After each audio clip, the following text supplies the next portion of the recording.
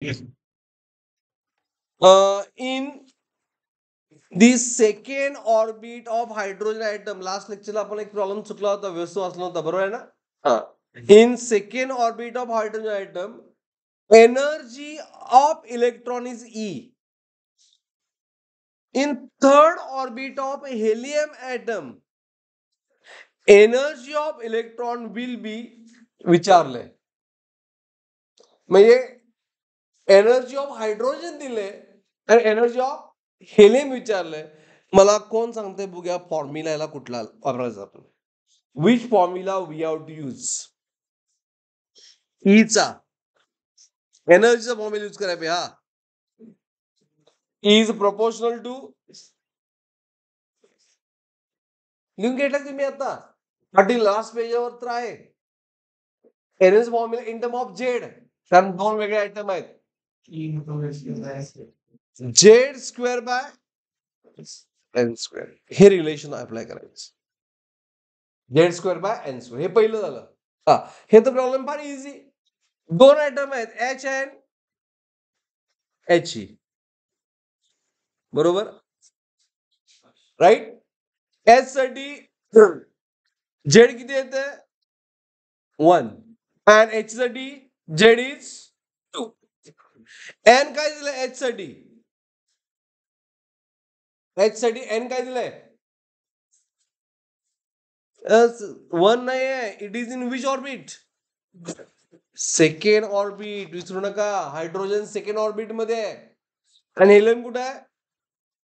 Third orbit मध्ये. Understood? Is it clear? मग आपल्याला हेलियम फाइंड करायचंय. E of helium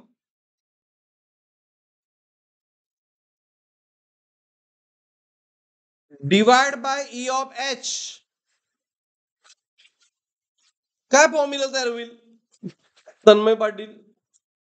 in term of Z N N सांग formula.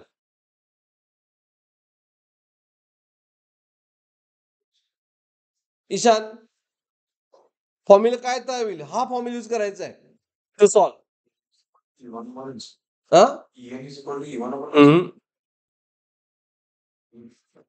Z of H E divide by Z of H चा square, हे solving आहे. हा formula direct relation. आणि एनचं रिलेशन काय उलट आहे, inverse. N of H minus N of H चा स्क्वेअर,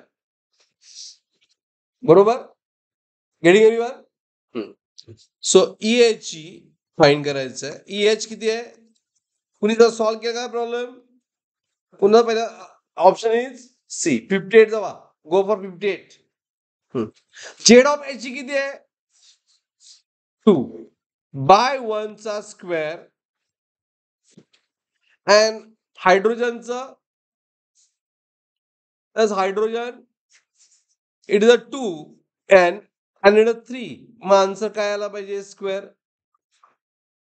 4 4 जा 16 by 9. Is it right? This is nothing but 16 by 9.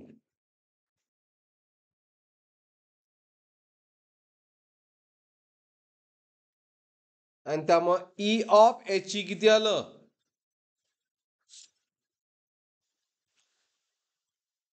It is 16E upon 9. कळालं? मग everyone, is it clear all of you what I am saying? Option is C.